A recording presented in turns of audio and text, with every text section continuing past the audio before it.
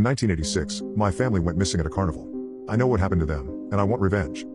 Between 1965 and 1987, a total of 12 people went missing from Mr. Fulcrum's funhouse. The pattern which emerged from these disappearances is that no one was alone when they were taken. Either families or couples would enter any one of those tall, brightly colored tents and never walk back out, even though at times these tents were occupied by hundreds of potential witnesses. These cases baffled detectives. How could an entire family seated in the stands be there one moment, laughing and enjoying popcorn, and gone the next? At first, the disappearances didn't do much to deter the steady flow of attendees who wished to see legendary attractions like the Visitor or Madame Levitt's group seances. They thought it was all part of the show, an immersive event brought to you by Mr. Fulcrum's brilliant mind. It wouldn't be the first time, after all, that he had done such a thing. On one occasion, through a complex assembly of visual and auditory trickery, he made the goats at the petting zoo stand up on their hind legs and talk. I will not repeat here what they said.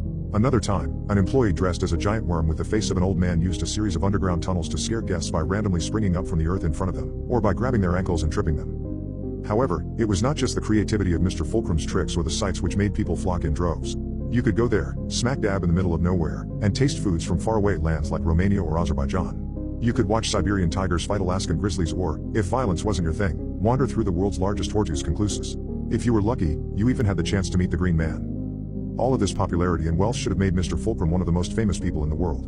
Yet very little was, or still is, known about him. Those who saw him in person, both foreign and domestic, claimed they were not able to tell where he was from based off his appearance, though he had a notable mid-Atlantic accent.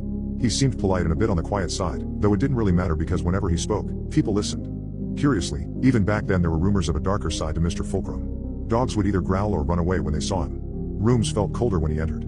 Children would cry and clutch their parents when he walked past. But that hardly steered people away from the carnival. It was just too good. They said there would only ever be one Mr. Fulcrum's funhouse, always and forever. It was an empire in its own right, unshakable and beyond us all.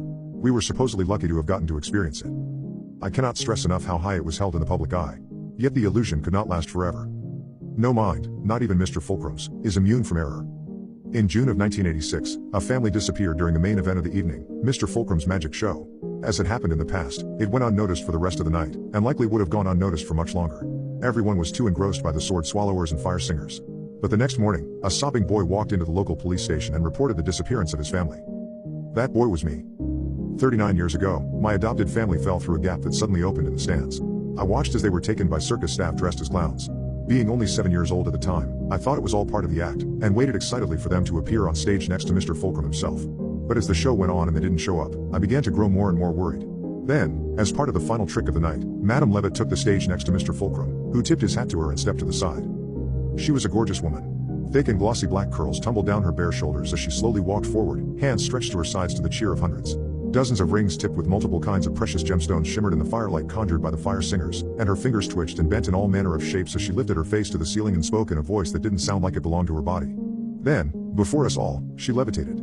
The audience oohed and awed, the wave of sound drowning out my tears and hysterics as I frantically searched the stage for my family. Madame Levitt spun on an invisible string as she continued to chant, her green dress spinning and spinning and spinning until she was like a tabletop, a blur of sound and color. There was a loud pop accompanied by a burst of energy that splashed over the laughing audience, and then she was gone, along with Mr. Fulcrum. I never saw my family again, and the police never found any trace of what happened to them either. Yet for once, they had a genuine witness to one of the disappearances at Mr. Fulcrum's funhouse. My story made it over to the press, and once the public saw me crying and begging for the return of my parents on television, there was an uproar for transparency from Mr. Fulcrum and company. They never gave it, and that possibly might have been the end of things. Then another couple went missing the next year, and that's when the government finally got involved. Both federal agents and local law enforcement arrived on scene and there were arrests made. Apparently quite a few of the staff had warrants out for their arrest and were wanted for very severe crimes. When other places within the carnival were raided, officers found them curiously empty of the attractions they once held, and there was no sign of Mr. Fulcrum or Madame Levitt. None of the staff told the police where they had gone, and it was not clear whether that was due to ignorance or fear. Upon finding the tunnels, agents were surprised to learn they stretched for miles and formed a network that was so convoluted it took months to map it all out, and there are some who think there were other paths that went unnoticed. Here, I want to make special note that one agent reported finding a tunnel that went down so far that a rock he dropped never made a sound. From what I heard, he was put behind a desk for the remainder of his career for making that statement to the press. Years passed and nothing more really came out about Mr. Fulcrum. Nothing public. But there were whispers and rumors that I began to personally track down after I decided to not re-enlist. I guess here I should mention a bit about what ended up happening to me after I lost my family. I was placed back into foster care, and as soon as I was 18, I joined the Marines. It was an easy decision. I was willing to do anything that would get me off the streets and into a job that would teach me how to never rely on anyone again. I wanted to become so strong and capable that I could protect myself and those I love. And throughout that entire grueling process, I never forgot the hate I feel towards myself for failing to protect the most important people in my life. Honestly, there are times where I wonder if I made the wrong choice. I had a great career with the Marines, and my travels to different parts of the world took away years of my life and burned through a lot of the cash I saved. I never married or had children, that I know of, and I suspect this path will be the end of me. But I just can't let them go. My parents were the best people I have ever known. They took in a boy that no one else wanted and showered me with love. And then they were taken from me, and I was thrown back into the hell that is the American foster care system. I need to know why they and all those other people were taken. I need to know what their fates were. Most of all, I need revenge. I have wandered through the dark places of the world for over 10 years, all to find a lead on the one person who can tell me where Mr. Fulcrum is. Madame Levitt has a small studio apartment where she does palm readings, fortune telling, and the odd seance here and there. I have heard she's gone straight and isn't into the evil shit anymore. She's also very hard to get an appointment with.